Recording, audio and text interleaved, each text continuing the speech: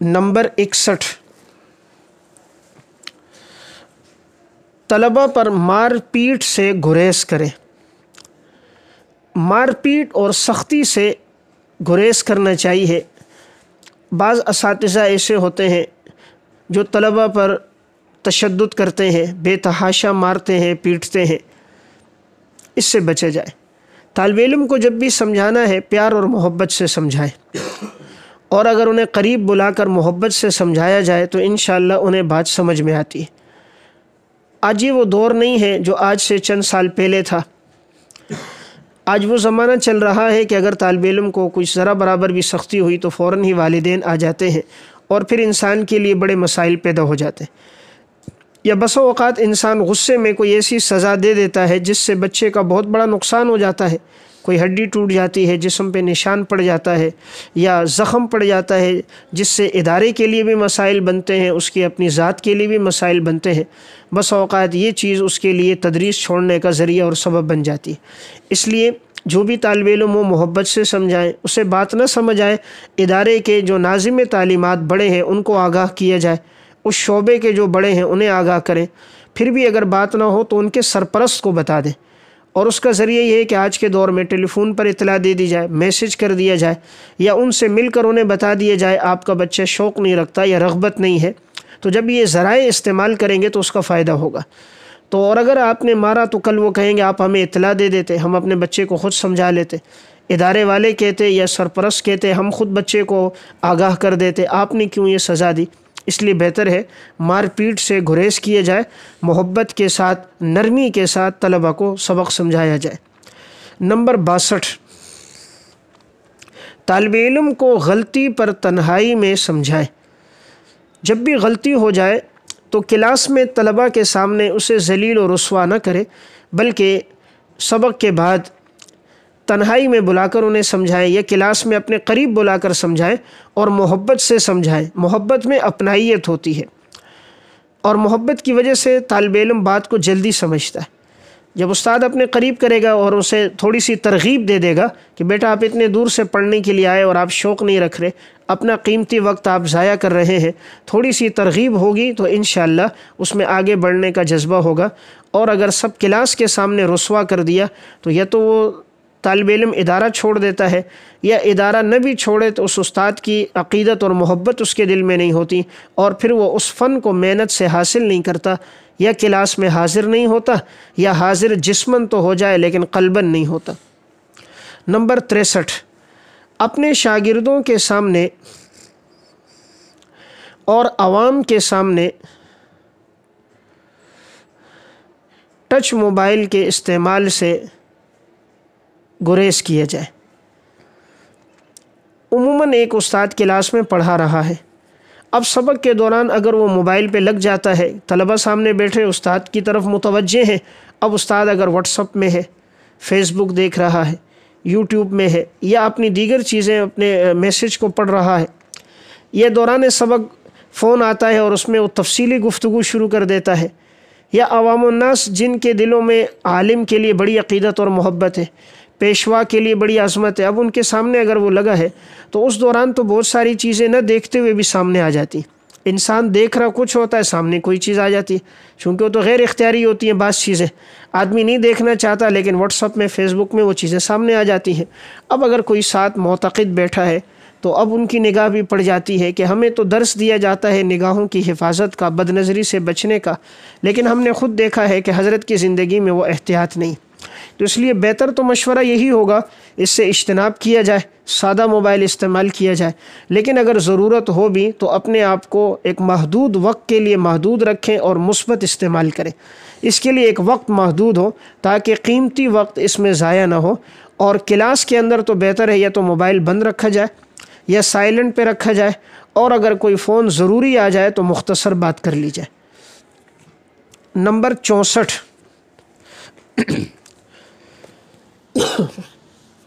سفید لباس پہننے کی کوشش کریں۔ اللہ تعالیٰ نے لباس میں بڑا اثر رکھا ہے، اور لباس کو اللہ نے اتارا بھی زینت کے لیے۔ لباس انسان کی تزئین اور خوبصورتی کے لیے آیا ہے۔ تو لباس میں سفید لباس شریعت میں پسندیدہ لباس ہے۔ رسول اللہ صلی اللہ علیہ وسلم نے بھی اسے پسند فرمایا۔ آپ نے فرمایا سفید لباس پہنا کرو اور اپنے مردوں کو اس میں کفن بھی دیا کرو۔ تو سفید لباس جیسے کپڑا صاف ہوتا ہے، یہ انسان کے کردار کو بھی صاف کرتا ہے۔ تو جیسے ظاہر صاف ہوتا ہے تو یہ باطن پر بھی اپنا اثر ڈالتا ہے۔ اور سفید لباس پہننے سے انسان میل کچیل گندگی سے دور رہتا ہے، کیونکہ اس کی کوشش ہوتی ہے کہ میرے لباس پر کوئی داغ نہ آئے، میرے کپڑوں پر کوئی دھبا نہ لگے، تو وہ پھر اپنے آپ کو بہت صاف ستھرا رکھتا ہے۔ اور جتنا انسان صاف ستھرا رہتا ہے اتنا اس کے باطن میں بھی تاثیر رہتی ہے، اور کسی مجلس میں جائے تو وہ بھی باوقار نظر آتا ہے۔ جس طرح ہر ایک کے لیے ایک وردی ہے نا، ایک بچہ اسکول جاتا ہے اس کی بھی وردی ہے، اور ٹیوشن جاتا ہے اس کے لیے بھی وردی ہے، پولیس والوں کی وردی ہے، رینجرز والوں کی وردی ہے، فوج والوں کی وردی ہے، نیوی کی اپنی وردی ہے۔ تو ایک عالم کی بھی تو ایک وردی ہونی چاہیے نا، اس کا بھی تو ایک لباس ہونا چاہیے۔ آج کوئی وکیل اپنے لباس کے بغیر عدالت میں نہیں جاتا، جج جب تک اپنا کوٹ اور لباس نہیں پہنتا وہ جج کی کرسی پر آ کر نہیں بیٹھتا۔ تو عالم کے لیے بھی تو ایک لباس ہے کہ سفید لباس ہو، سر پہ امامہ ہو، اور مسنون لباس پہن کر وہ آئے تو اس سے تاثیر زیادہ بڑھ جاتی ہے۔ تدریس ہو یا تقریر ہو، انسان کی پہلے جس چیز کا اثر پڑتا ہے مجمع پر وہ انسان کے لباس اور انسان کے ظاہر کا ہوتا ہے۔ گفتگو تو بعد میں شروع ہوتی ہے، اس کی بات تو بعد میں شروع ہوگی، پہلی جو چیز اثر انداز ہوگی وہ اس کا لباس ہوگا۔ اس لیے لباس کے معاملے میں کوشش رکھیں، سفید لباس پہننے کی کوشش کریں، انشاءاللہ اس کا فائدہ یہ ہوگا کہ باطن پر بھی اثر ہوگا، اور مقتداؤں کا جو لباس ہوتا ہے وہ ہوتا بھی کھلا ڈلا ہے، یہ بھی کوشش کرے لباس کھلا پہنے۔ یہ بعض ساتھی جو بہت تنگ لباس ہوتے ہیں، جسم کی ساخت نظر آتی ہے، تو یہ غیر مناسب ہے۔ عموماً قراء حضرات اس طرح کرتے ہیں کہ لباس بہت تنگ پہنتے ہیں، یہ نہیں ہونا چاہیے۔ عالم کا لباس، مقتدا کا لباس کھلا ہونا چاہیے تاکہ جسم کی ساخت نظر نہ آئے۔ امام ابو حنیفہ رحمہ اللہ نے امام ابو یوسف کو نصیحت کی تھی کہ کھلا لباس پہنا کرو، امامہ بڑا پہنا کرو، مسجد میں سب سے پہلے آیا کرو اور سب سے بعد میں نکلا کرو۔ امام صاحب کی بڑی قیمتی نصائح ہیں، اگر آپ پڑھنا چاہیں تو الاشباح والنظائر کے آخر میں بھی وہ نصیحتیں ہیں، اور تقریباً 35 نصیحتیں میں نے بھی ذکر کی ہیں امام اعظم ابو حنیفہ رحمہ اللہ کے محدثانہ مقام میں۔ تو بڑی اہم گفتگو ہے، اور وہ نصائح بہت ہی مفید نصائح ہیں، اگر ممکن ہو ایک دفعہ ان کو اپنے مطالعے میں رکھیں۔ نمبر 65، اپنی داڑھی اور مونچھوں کا خیال رکھیں۔ عموماً جو استاد ہوتا ہے بس اوقات داڑھی کے بال بکھرے ہوئے ہیں، ایک بال دائیں جانب میں ہے، دوسرا بائیں جانب میں، کوئی بال بہت زیادہ بڑے ہو چکے ہیں، تو عموماً داڑھی پہ تیل نہیں لگایا جاتا۔ اب ایک استاد گھر سے آیا ہے، موٹر سائیکل پر آیا، سائیکل پر آیا، تو پورا گرد و غبار جتنا ہے وہ داڑھی پر ہے، چہرے پر ہے۔ تو جب پڑھانے کے لیے آدمی آئے یا کہیں بیان کے لیے جائے تو یا تو گاڑی کا استعمال ہو، اگر یہ توفیق نہیں ہے تو جیسے اس جگہ پہنچے تو وضو تازہ کر لے، اپنے چہرے کو صاف ستھرا کر دے، داڑھی کے بالوں کی خصوصی خیال رکھا جائے۔ اسی طرح مونچھوں کے بال ہے، شریعت نے حکم بھی یہ دیے کہ مونچھوں کو کٹوایا جائے، داڑھی کو بڑھایا جائے۔ اب بعض احباب کی مونچھیں اتنی بڑی کہ ان کے کھانے پینے میں لگ رہی ہوتی ہیں، ایک عالم آدمی ہوتا ہے اور مونچھیں اس قدر بڑی ہوتی ہیں، تو یہ بات یعنی قابل تشویش ہے کہ عالم ہو کر شریعت پر عمل نہ ہو، دین سے واقف ہو کر اگر وہ دینی باتوں پر عمل نہ کرے تو بہرحال انسان کے ظاہر کا بڑا اثر ہوتا ہے۔ تو داڑھی کے بالوں کو پر تیل بھی لگایا جائے، کنگھی بھی کی جائے، زائد جو بال دائیں بائیں ہوں انہیں کاٹا بھی جائے، مونچھوں کا بھی خیال رکھا جائے۔ نمبر 66، ابتدائی درجات میں سبق یاد کروانے کا اہتمام کریں۔ ابتدائی درجات میں سبق یاد کروائیں۔ ابتدائی درجات جیسے اولیٰ کا درجہ ہے، ثانیہ کا درجہ ہے، یہاں سبق اور اصطلاحات یاد کروائی جائے۔ اولیٰ میں نحو میر ہے یا ارشاد الصرف ہے، تو صرف کی جتنی اصطلاحات ہیں انہیں یاد ہو، نحو کی جتنی اصطلاحات ہیں انہیں یاد ہو۔ عموماً اس کا فائدہ یہ ہوگا بچپن میں جو چیز یاد کرائی جائے وہ ساری عمر یاد رہتی ہے تو یہ اصطلاحات ان کو ساری عمر یاد رہیں گی۔ بہتر یہ ہے کہ اصطلاحات عربی زبان میں یاد کریں۔ عربی زبان میں اللہ نے ایک اعجاز یہ رکھا ہے، یہ اتنی جلدی بھولتی نہیں ہے۔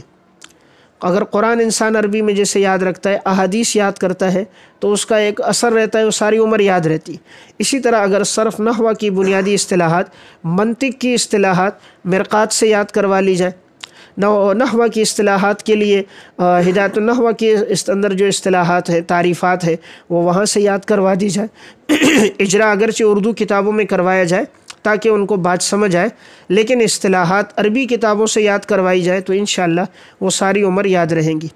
نمبر 67، سبق کو آسان کر کے پیش کرے۔ سبق کو آسان کر کے پیش کرے۔ کامیاب استاد کی علامت یہ ہے وہ مشکل سے مشکل سبق کو بہت سہل انداز میں پیش کرتا ہے کہ کلاس کے اندر تینوں قسم کے طلبہ اس کو سمجھ جائے، ذی استعداد طلبہ، متوسط طلبہ اور ادنا طلبہ، یعنی تینوں قسم کے سبق کو سمجھ سکے۔ ہمارے ہاں یہ کمال سمجھا جاتا ہے کہ سبق کو جتنا مشکل کر کے پڑھایا جائے، جتنا فنی علمی اصطلاحات زیادہ استعمال کی جائے، سبق کو جتنا طول دیا جائے، حواشی اور شروع کی جتنی لمبی مباحث کی جائے، ہم اس کو اپنے لیے کامیابی سمجھتے ہیں، حالانکہ یہ کامیابی نہیں۔ سبق مختصر ہو، پر اثر ہو، مختصر ہو اور سمجھ آئے، یہ کامیاب استاد کی نشانی کہ وہ سبق پڑھاتے وقت طریقہ یہ ہو اجمال کے بعد تفصیل، کہ آج کے سبق میں 4 باتیں بیان ہوں گی۔ پہلی بات یہ ہے کہ یہ صورت مسئلہ ہے اور یہ مسئلے کے دلائل ہیں اور یہ دلائل کے جوابات ہیں اور یہ ہمارے احناف کے مسلک کی وجہ ترجیحات ہے۔ اگر وہ اس طرح اس کو بیان کر دے گا تو اس کا فائدہ زیادہ ہوگا۔ تو بہرحال ایک چیز کیا آ گئی کہ سبق کو آسان کر کے پیش کریں، تو انشاءاللہ اس کا فائدہ یہ رہے گا ہر قسم کا طالب علم اس سبق سے مستفید ہوگا۔ نمبر 68، کبھی بغیر مطالعے کے سبق نہ پڑھائیں۔ کبھی بغیر مطالعے کے سبق نہ پڑھائیں۔ اگر کسی دن مطالعہ نہیں کر سکے، اپنی کسی مجبوری یا عذر کی وجہ سے بغیر مطالعے کے سبق نہیں پڑھانا چاہیے۔ اس کا نقصان کیا ہوتا ہے؟ نقصان یہ ہوتا ہے کہ استاد نے جب سبق مطالعہ نہیں کیا، اب وہ دائیں بائیں استاد گفتگو کرے گا اور گفتگو میں اپنے گھنٹے کو پاس کرے گا۔ طالب علم بھی سمجھ جاتے ہیں کہ استاد نے سبق کا مطالعہ نہیں کیا۔ طالب علم کتنا کمزور کیوں نہ ہو، لیکن استاد کے سبق کو پرکھ لیتا ہے، اپنے استاد کی صلاحیت کا اندازہ وہ کر لیتا ہے۔ وہ دیکھ لیتا ہے آج استاد مطمئن ہو کر سبق پڑھا رہے ہیں نہیں، یہ شرح صدر سے پڑھا رہے ہیں نہیں، یہ دائیں بائیں گفتگو کر رہے ہیں، اسے پتہ چل جاتا ہے۔ اس لیے جس دن مطالعہ نہیں کیا صاف بتا دیا جائے میں نے مطالعہ نہیں کیا، یا اس دن کسی اور علمی موضوع یا اصلاحی موضوع پہ گفتگو کر دی جائے، ماقبل کا سبق سن لیا جائے، طلبہ کو سوال جواب کا موقع دے دیا جائے، وہ نئی نئی باتیں آپ سے پوچھ لیں، کسی علمی اور تحقیقی کتابوں کا تعارف کرا دیا جائے، معاشرے کے کسی اہم موضوعات پر ان کے سامنے لیکچر دے دیا جائے، لیکن بغیر مطالعے کے نہ پڑھایا جائے۔ اس سے استاد کی جو علمی ساخت ہے اس پہ اثر پڑتا ہے۔ نمبر 69، سبق کا مطالعہ 3 دفعہ کریں۔ نمبر 1 فہم کے لیے، نمبر 2 تفہیم کے لیے اور نمبر 3 تسہیل کے لیے۔ فہم، تفہیم اور تسہیل۔ دیکھیں پہلے تو آدمی سبق کا مطالعہ اس لیے کرے کہ میں خود سمجھوں، اور جب اس کو سبق سمجھ آ گیا تو دوسری دفعہ مطالعہ کرے تفہیم سمجھانے کے لیے کہ میں طلبہ کو کس طرح یہ سبق سمجھاؤں گا، کس طرح یہ بحث بتاؤں گا، تفہیم۔ تیسری دفعہ پھر اس کو مطالعہ کر کے سبق کو تسہیل، کس طرح آسان کر کے میں طلبہ کے سامنے اس سبق کو پیش کروں گا۔